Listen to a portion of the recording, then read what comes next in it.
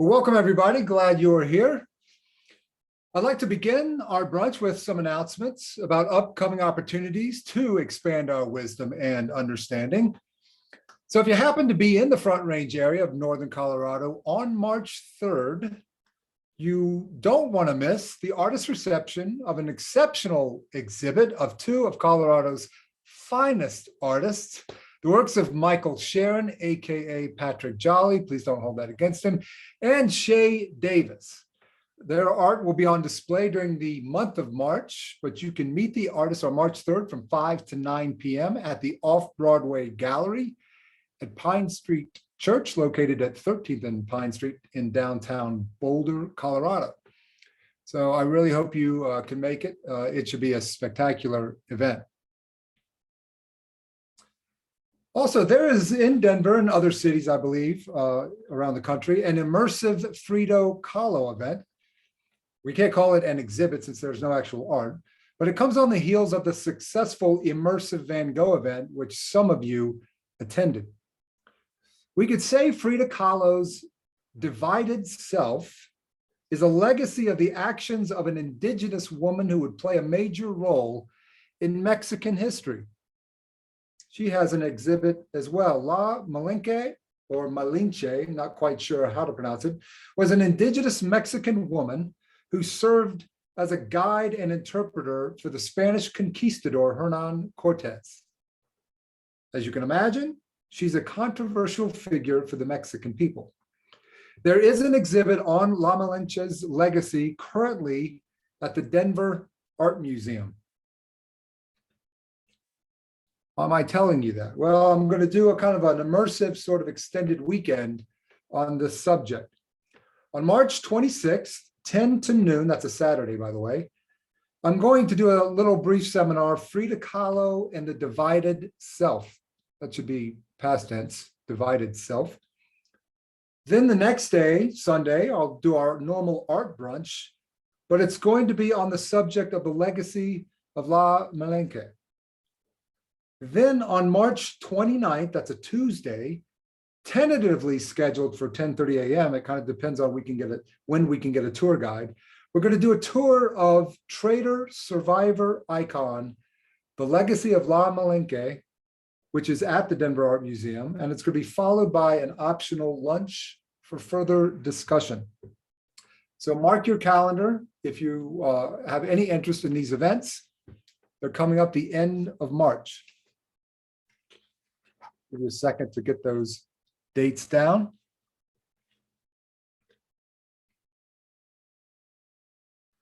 And now on to our regular presentation. One of the great challenges to building strong and peaceful societies and global communities are the isms. By that, I mean racism, tribalism, nationalism, and fundamentalism. The cultivation of wisdom is the greatest threat.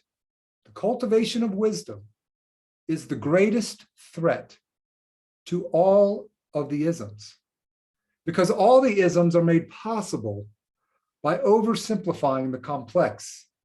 And that simplification is made possible by narrowing one's perspective, creating neat categories and sharp boundaries. Now, I don't think this is too controversial to say, but most people do not value wisdom, at least very highly.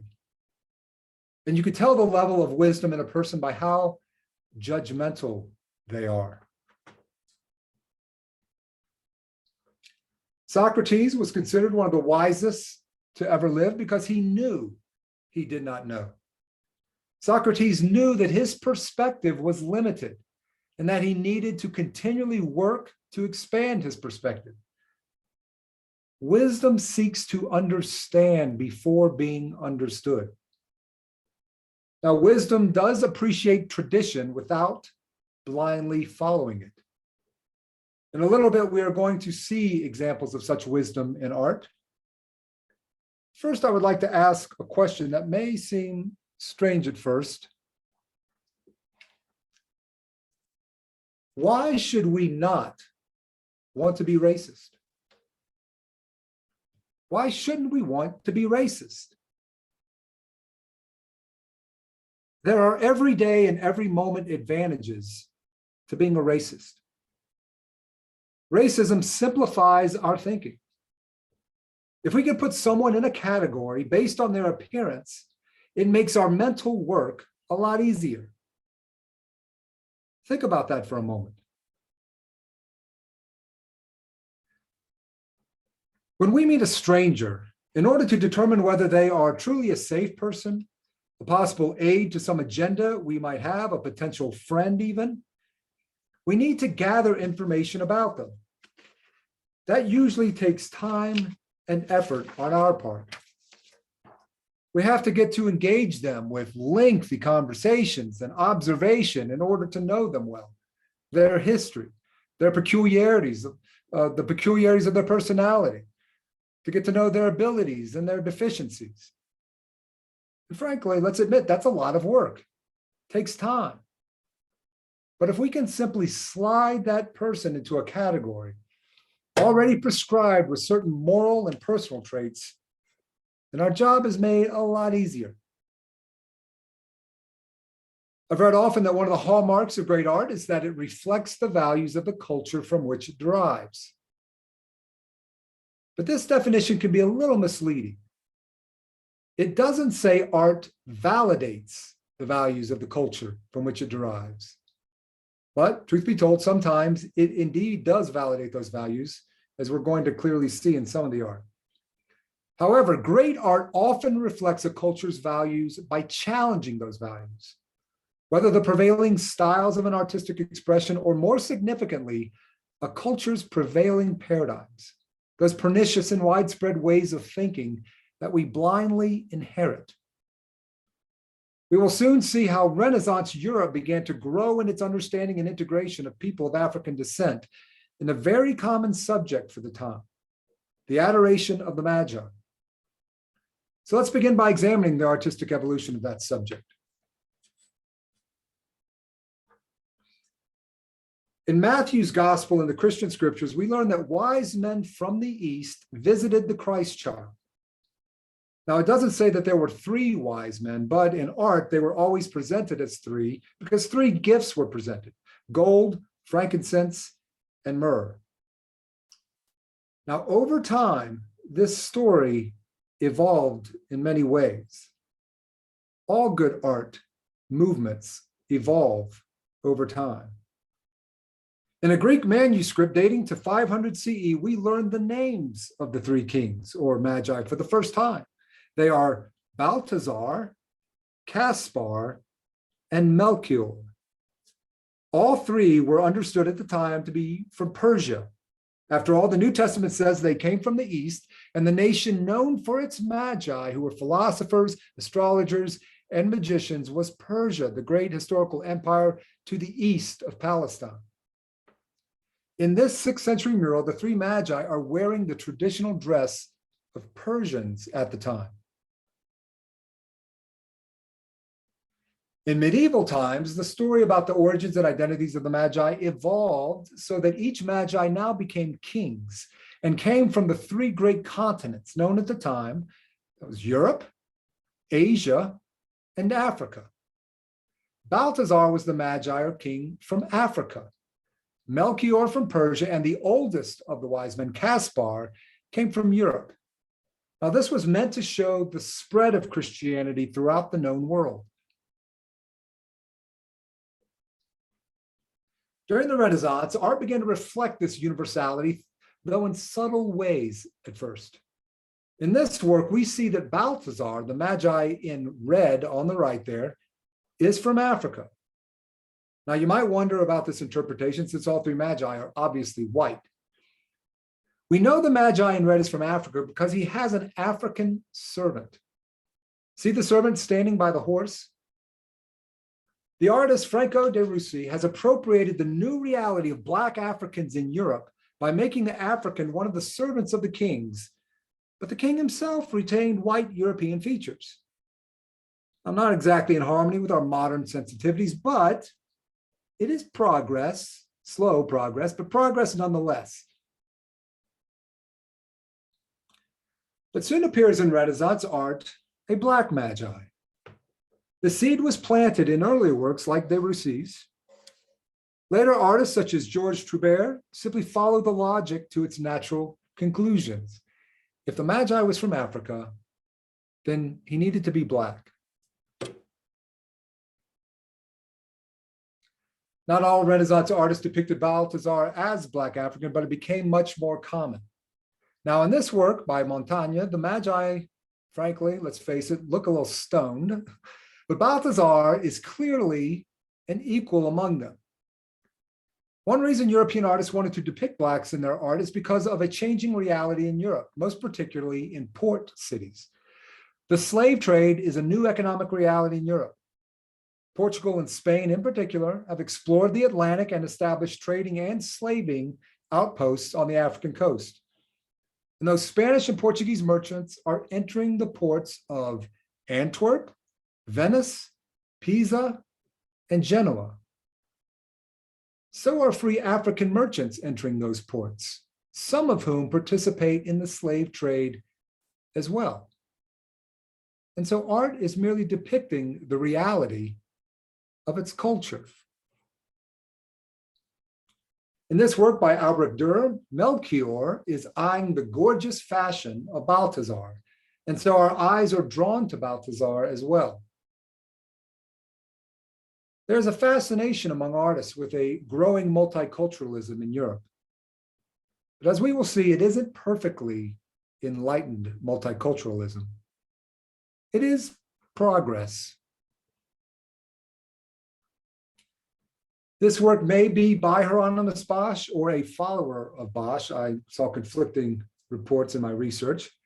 Nonetheless, we see that Balthazar is almost the most regal looking of the Magi. In fact, he is the most regal looking of the Magi. He stands tall and stately in his beautiful white garments, which contrast sharply with his skin color. And it makes him stand out all the more. This is significant because this is a very dignified portrait of someone of African descent.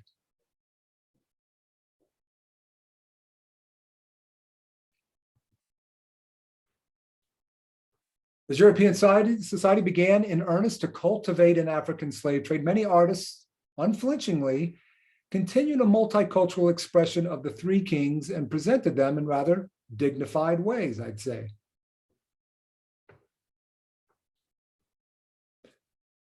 One thing that is interesting, the King Melchior, who supposedly is from Persia, continued to retain white European features.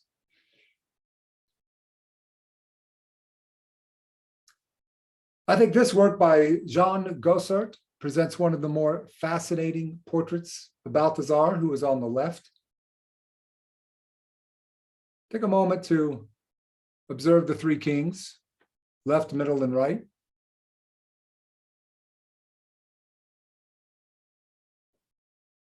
Now take your eyes back to Balthazar. Notice behind him his white servant wearing the red hat.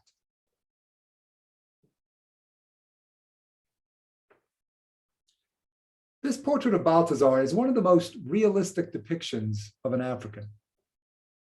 He is presented as a dignified, noble-looking man, just like any king would be depicted. There is no hint of any caricatured perspective. We need art to shake us up from our lazy thinking. All of us fall into the trap of mental lethargy, all of us. And regular doses of the arts, whether the visual arts or music or film or dance, both challenge and invigorate our minds, invigorate our hearts, invigorate our souls. Let me ask you, would a society advance morally, spiritually, so quickly without the arts? Now, even though Renaissance art like this may have depicted Black Africans as noble figures, not all depictions at this time were void of racist overtones. At first glance, this work by Martin de Vos seems a celebration of African uniqueness. You can see Balthazar, the bottom right corner there. He obviously stands out from the others. So let's take a closer look.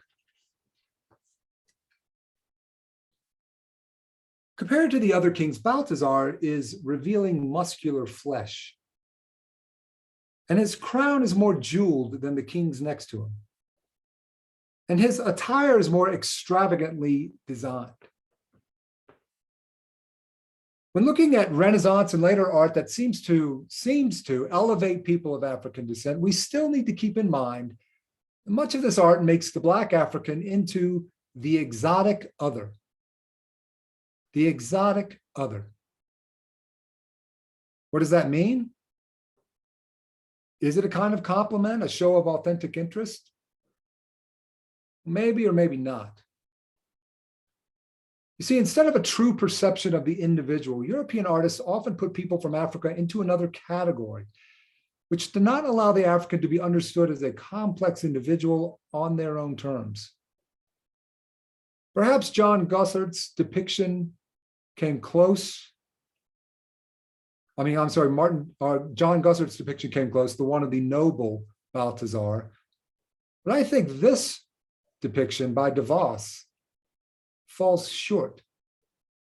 Placing people of African descent into the category of exotic other is often a subtle form of racism.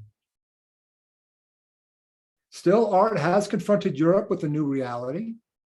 Interactions with the African will now become a normal occurrence for many Europeans. And so such depictions are, I'd say, at least an improvement from acting as if the African was completely invisible, which is what the art did earlier. European artists continued into the 17th century to depict Balthazar as African and indeed equal with the other Magi.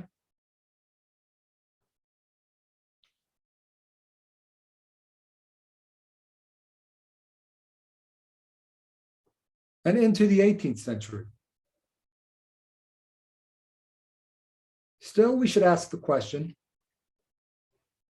did all the artwork portraying Black Africans as more noble figures have any positive effect? Did it filter down into society as a whole? Did such art plant the seed of respect for people of African descent that would one day lead to their emancipation in Europe? Well, sadly, European emancipation laws, though they did precede American emancipation, they only preceded them by 20 to 50 years. And yet, at least among many of the artists, I do believe there was a greater openness to the value of multiculturalism, even if that respect for other races wasn't perfectly enlightened. Progress, not perfection, is the pattern of growth in us as individuals and in any society. I'm afraid American art lagged behind its European counterpart. Often, depictions of Blacks from American artists demonstrated stereotypes. Blacks were often caricatured as minstrels.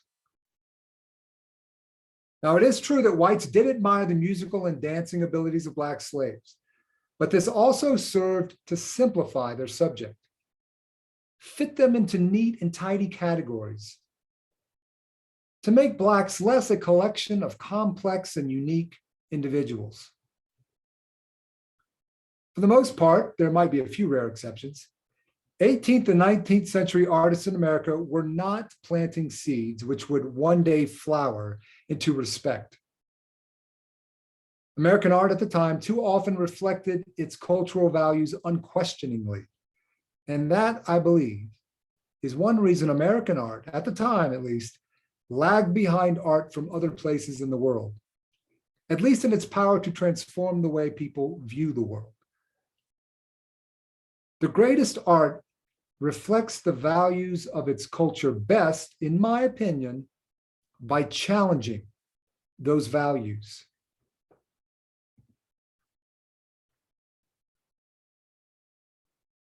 American art championed the New Republic, went full in on, let's call it what it is, propagandizing the American experiment.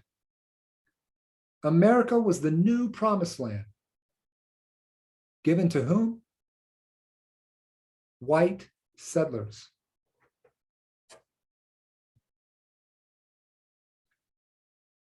This work is blatant propaganda for white supremacy of the whole continent and over all its native and imported population. God had called those Americans of European descent to settle the entire North American continent from sea to shining sea, no matter the Native Americans already living on Western lands. And of course, the issue of slavery was intertwined with manifest destiny, for the advancement of white settlers meant the advancement of slavery. There was a considerable number of whites who protested the advance of slavery at this time, but this fact wasn't often reflected in visual art. Now, I looked for paintings of the Three Magi by American artists that might challenge prejudicial views. I found it difficult to find any examples from the 18th and 19th century that presented the three kings as some European artists had, with the black Balthazar, in a position of respectful equality with the other two kings.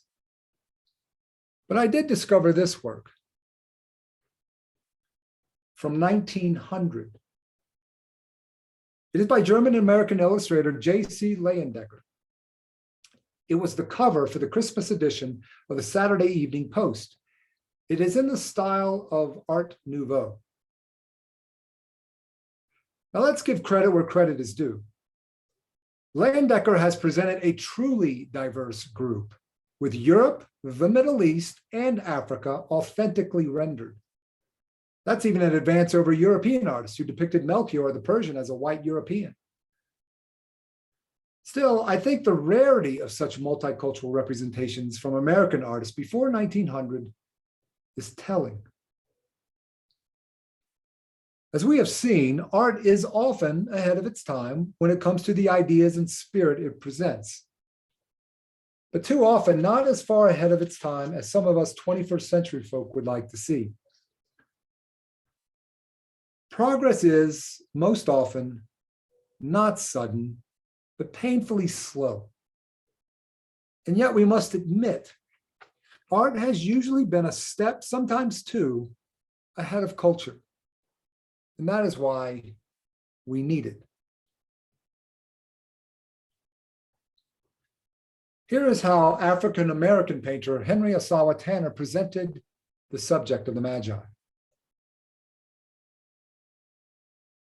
The three wise men are mysterious figures, without visible ethnic identities, moving in the night. Tanner in this work seems to convey the idea that wisdom and noble souls that possess it are beyond racial and ethnic categories. By the time he painted this work, he had lived in France for most of his artistic career. He had fled America because of its overt racism toward Black artists. In France, particularly Paris, he found that he was treated as simply a talented artist. I wonder, though, if he had stayed in America, with racism confronting him daily, I wonder if he would have painted this subject differently.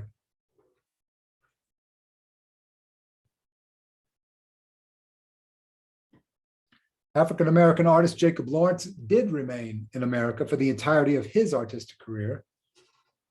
He did paint at least one work of the Three Magi, or kings. In this painting, the three kings are represented as three roosters, a blue, a brown, and a red rooster. The latter casts a large, dark shadow. Now, the rooster in art is often a symbol of pride, strength, and vigor. Notice the crowns of the roosters. They look just like the crown on the Statue of Liberty. that great American symbol of hope. The Holy Family are African American, surrounded by a group of blue chickens. This work was painted in 1954, the year of the landmark decision in the Brown versus Board of Education of Topeka case. The Supreme Court's ruling paved the way for integration and the civil rights movement. But notice the sharp, jagged lines in this work. Take a moment to look at them. Is Jacob Lawrence feeling optimistic? I think he knows the path that lies ahead, despite the Supreme Court's ruling. He is hopeful, but knows all too well the painful path of progress. When we look at Renaissance art's depiction of race, we see that overcoming racism is an awkward process, characterized by some progress followed by regression. That is certainly the case when we look at American art all the way into the 20th century. The way forward, the path of growth isn't linear, and it isn't always so clear. It is a process that must be vitalized and encouraged by hope, which art often provides, even if imperfectly. Now, I searched for women artists who depicted the Three Magi and found it difficult to find any. Should we be surprised by that? I did find depictions of the three women Magi by women artists. Let me share with you this painting from minister, poet, and artist Jan Richardson, along with a poem she wrote to accompany it. Wise women also came. The fire burned in their wombs long before they saw the flaming star in the sky. They walked in shadows, trusting the path would open under the light of the moon. Wise women also came, seeking no directions, no permission from any king. They came by their own authority, their own desire, their own longing. They came in quiet, spreading no rumors, sparking no fears to lead to innocent slaughter, to their sister Rachel's inconsolable lamentations. Wise women also came, and they brought useful gifts: water for labor's washing, fire for warm illumination, a blanket for swaddling. Wise women also came, at least 3 of them, holding Mary in the labor, crying out with her in the birth pangs, breathing ancient blessings into her ear. Wise women also came as they went, and they went, as wise women always do. Home a different way.